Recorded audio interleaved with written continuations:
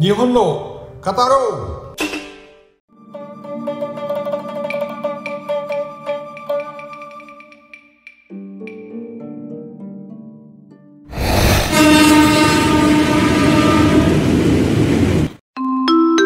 Sahabat senpai, terutama sekali para sahabat yang biasa menumpang atau menaiki KCI, Kereta Komuter Indonesia, menarik sekali bahwa sejak sekarang sampai 2 tahun ke depan ini pemerintah Indonesia, terutama sekali KCI, bermaksud untuk mengimpor sebanyak 348 buah gerbong kereta api dari Jepang.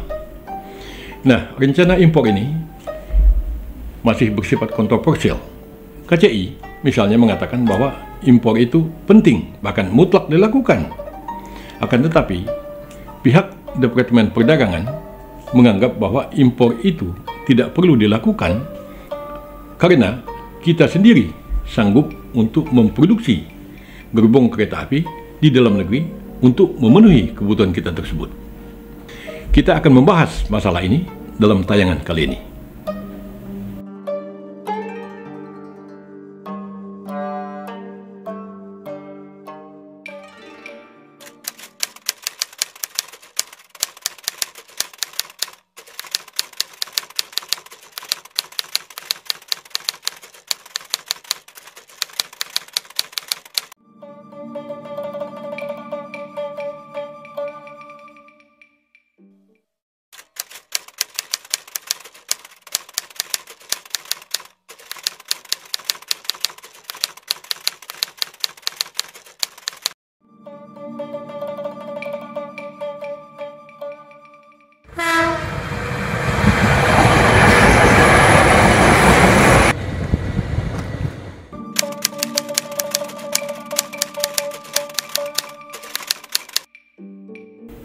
Alhamdulillah, saya banyak sekali mempunyai pengalaman sebagai penumpang kereta api di Jepang. Jadi baik kereta api rel atau kereta api komuter dan bahkan juga kereta api peluru atau kereta api cepat mereka yang disebut sebagai Shinkansen itu. Bagi saya, naik kereta api di Jepang itu merupakan sebuah pengalaman yang menarik, yang menyenangkan, dan di samping juga dengan tujuan untuk mencapai suatu titik ke titik lain, saya merasa naik kereta api di Jepang itu bahkan bisa juga menjadi semacam sebuah rekreasi.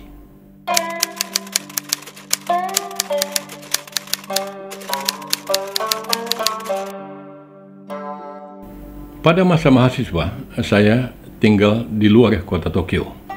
Saya tinggal di kota Tsukuba, itu yang berjarak kurang lebih sekitar 90 km dari Tokyo itu. Nah, tentu untuk kepentingan kuliah saja, saya mengendarai mobil. Jadi mobil di Jepang relatif murah pada masa itu, sehingga untuk ke kampus atau keperluan sehari-hari cukup dengan naik mobil saja. Nah, tetapi akan halnya saya harus menuju Tokyo dan kota-kota lainnya, saya merasa lebih prefer untuk naik kereta api ketimbang membawa mobil ke Tokyo. Mengapa? Ada banyak alasan. Ya, pertama, kos mungkin akan lebih tinggi kalau saya mengendarai mobil sendiri. Kemudian juga saya capek. Kemudian juga saya harus menghafal jalan-jalan, terutama sekali jalan aspal di Tokyo itu. Dan tentu saja yang lebih problem adalah saya harus mencari lapangan parkir yang apabila ketemu pun biaya parkirnya itu tidak rendah. Karena itulah maka saya menggunakan kereta api. Dari kota saya itu ada 2 pilihan kereta api, yaitu KRL, ya kereta api biasalah. Itu memerlukan waktu sekitar 60 menit dari kota Tsukuba ke Tokyo.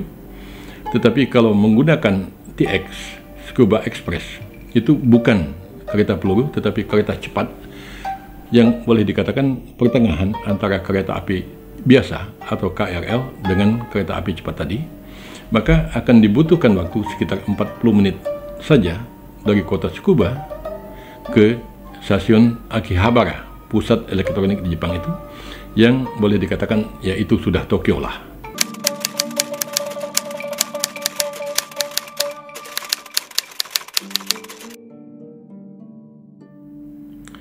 Dalam hal keamanan, saya selama sekian belas tahun menaiki kereta api di Jepang dari ketiga jenis kereta api yang saya katakan tadi, alhamdulillah tidak sekalipun pernah kecopetan atau mengalami pengalaman yang tidak menyenangkan.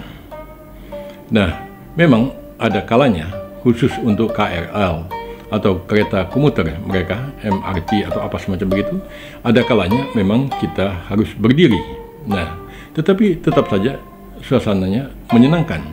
Pertama, rasa aman itu membuat kita tenang, bahwa juga saya bisa lirik kiri, lirik kanan dari jendela kereta api, atau juga melihat gaya orang berpakaian seterusnya, itu bisa saya lakukan dengan baik.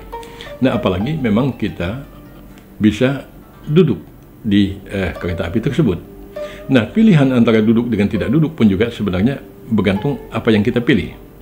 Zaman mahasiswa, mungkin saya dengan katakanlah beasiswa yang terbatas harus memilih kereta api yang tempat duduknya itu bebas, dalam arti kata untung-untungan. Tapi kalau memang sejak awal saya membeli kereta api yang ada tempat duduknya, itu pasti dijamin saya dapat tempat duduk.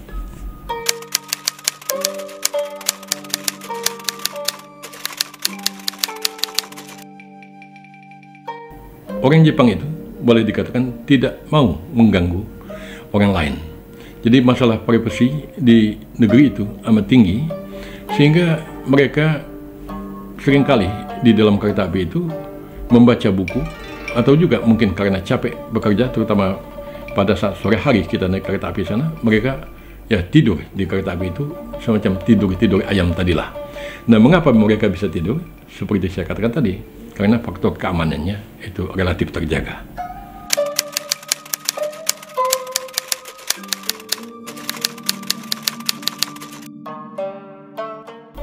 Alhamdulillah, selama sekian belas tahun ya sebagai konsumer dari jasa kereta api di Jepang itu, saya tidak pernah melihat adanya coret-coret di gerbong kereta api di Jepang itu. Jadi masyarakat Jepang yang tentu merupakan mayoritas penumpang dari kereta api tersebut, itu ada semacam kesadaran bahwa ini adalah milik negara atau juga milik swasta yang sesungguhnya juga bermanfaat atau berguna bagi masyarakat Jepang itu sendiri. Jadi semacam ada rasa kepemilikan bersama itu. Mereka mengatakan bahwa, ya katakanlah bahwa kalaupun sebuah perusahaan swasta itu memperoleh keuntungan dari jasa kereta api itu, tetapi apabila perusahaan itu sampai bangkrut, ya mereka tidak untung, kita pun juga akan celaka. Bagaimana kita mau bekerja? Jadi kesadaran itulah yang membuat mereka menjaga kereta api mereka itu dengan baik. Dan juga menariknya itu adalah masih dalam konteks keamanan, bahwa barang-barang yang tertinggal di kereta api itu pun umumnya tidak hilang. Jadi barang yang tertinggal, orang Jepang tidak akan pernah mengambilnya, dan itu akan ditaruh di lost and found, dan kita bisa menanyakan kalau barang kita itu ada ditemukan, dan umumnya barang itu tetap bisa ditemukan kembali.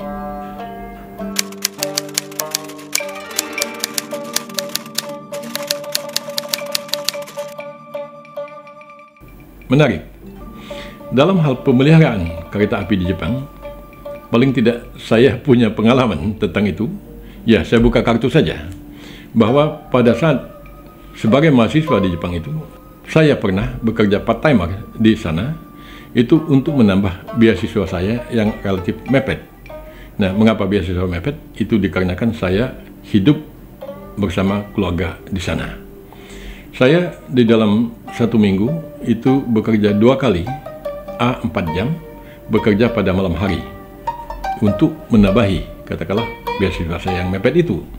Nah, tetapi yang menarik saya katakan di sini adalah bahwa bagaimana pemeliharaan kereta api itu.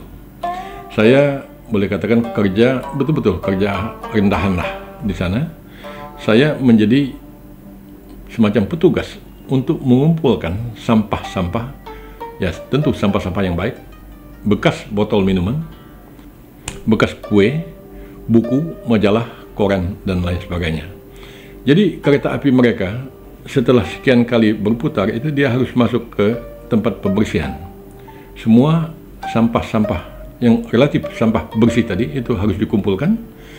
Kemudian buku, koran itu dibuat setempat dikelompokkan sebagai barang-barang yang habis terbakar dan kemudian barang-barang tidak habis terbakar.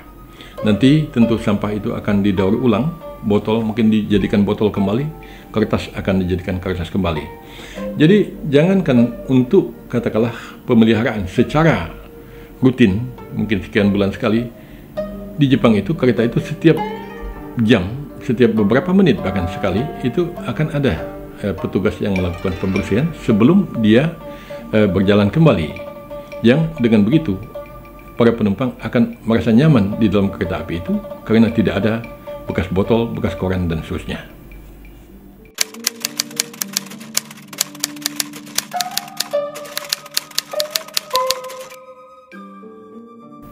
Kereta api di Jepang itu kalau bukan dalam keadaan emergensi, maka mereka akan tepat waktu. Saya tidak tahu hitungan sekarang bagaimana, tetapi pada hitungan di masa lalu, saat saya masih menjadi konsumer tetap dari jasa kereta api di Jepang itu, khusus misalnya untuk kereta api yang berada di lingkar dalam Jepang itu sendiri, antara lain adalah kereta api Yamanote Line, itu mereka selalu tepat waktu. Karena menurut hitungan pada masa itu, kalau saya tidak salah, setiap 1 menit sekian detik itu akan ada kereta berikutnya. Dengan begitu, kalau terjadi bahwa kereta yang depan itu terlambat, ada risiko kereta belakang juga akan terlambat. Dan bahkan apabila sistem komputer tidak benar, kereta belakang akan menabrak kereta yang berada di depan itu. Ketepatan itu boleh dikatakan merupakan hal yang pasti di Jepang itu.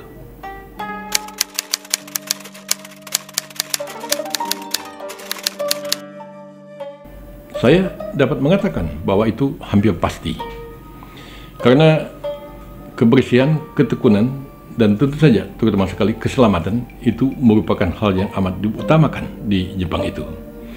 Kereta, ya baik kereta KRL, kereta api peluru, dan MRT mereka itu dirawat dengan amat baik. Di samping kebersihan, tentu lebih daripada itu adalah demi keselamatan. Nah, dengan begitu saya bisa mengatakan bahwa kereta api mereka itu pada prinsipnya dapat dipakai untuk jangka waktu puluhan tahun, terutama sekali gerbongnya, dan boleh dikatakan bahwa gerbong itu terpelihara dengan baik.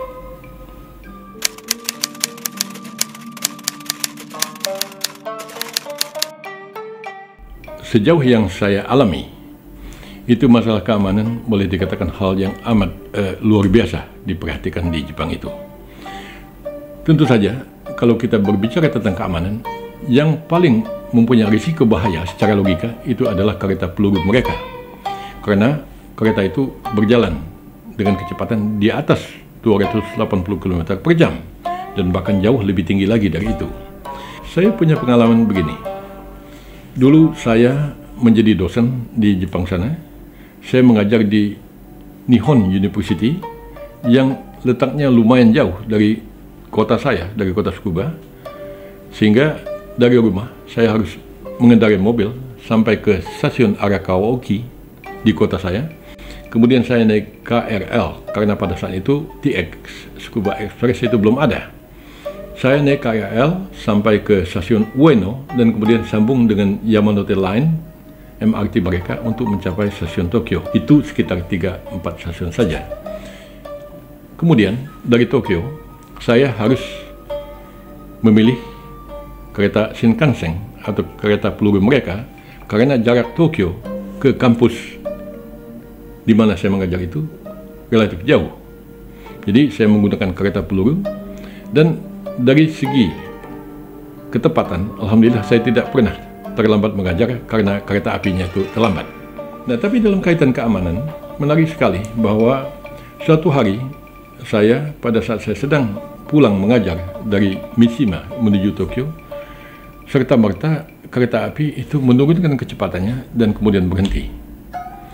Tiba-tiba ada pengumuman bahwa ada sesuatu di depan sana sehingga kereta harus berhenti. Tidak lama kemudian kereta berjalan kembali dan kembali diumumkan ternyata di rel kereta api di depan sana itu ada plastik bekas petani menutup kebun mereka.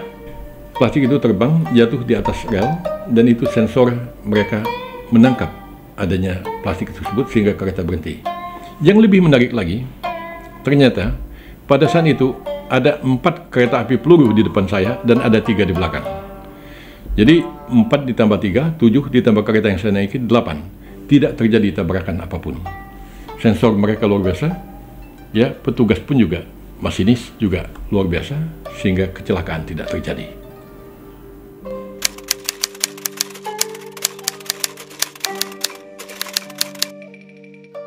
Saya rasa dalam pengembangan proyek kereta apian di Indonesia amat ideal untuk melakukan kerjasama dengan pihak Jepang. Ada beberapa keuntungan, terutama mungkin adalah dalam hal alih teknologi. Dengan bekerja sama dengan Jepang, mungkin kita dapat mendapat ilmu-ilmu baru terkait dengan pengembangan proyek kereta apian kita, baik lokomotif maupun gerbong itu sendiri. Saya juga tentu sadar bahwa kita sendiri sebenarnya harus mendukung industri nasional kita, industri domestik kita, yang dengan begitu tentu titik berat kita itu adalah membangun industri kereta api nasional kita secara lebih baik.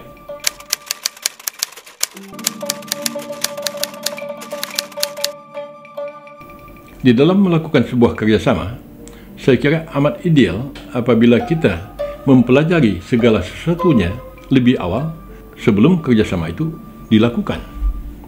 Jadi sebuah peninjauan misalnya jelas perlu dilakukan.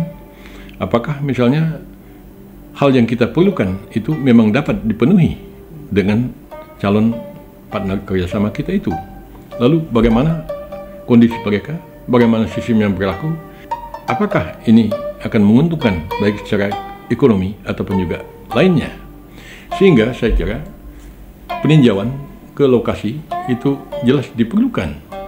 Nah, dalam hal ini ya, karena uang negara pada prinsipnya adalah uang rakyat, saya kira amat ideal apabila pihak eksekutif, ya tentu pada ujungnya itu adalah BUMN proyek kereta apian kita, dan pihak legislatif yaitu DPR itu pergi meninjau ke Jepang sana secara bersama-sama sehingga kita tahu secara bersama-sama tentang inilah kondisi real yang ada di lapangan. Dengan begitu ya tidak perlu lagi ada perdebatan di media massa yang mungkin akan membuat rakyat menjadi pusing ya, apabila tadi pemerintah dalam hal ini eksekutif dan legislatif sama-sama meninjau dan sama-sama mengambil keputusan.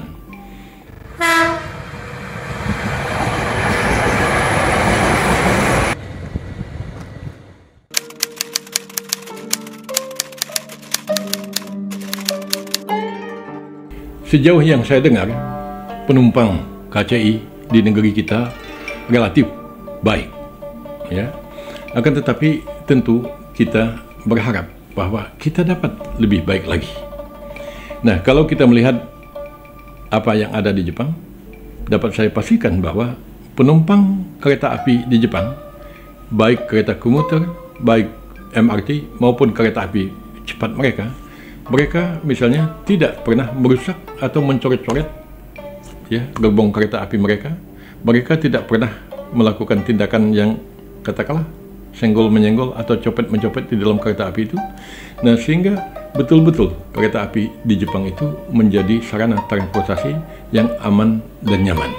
Apabila kita dapat melakukan hal itu, tentu saja bahwa proyek kereta apian kita di Indonesia akan berjalan dengan baik, yang dengan begitu para penumpang pun juga dapat bepergian dengan menggunakan kereta api secara aman dan nyaman itu.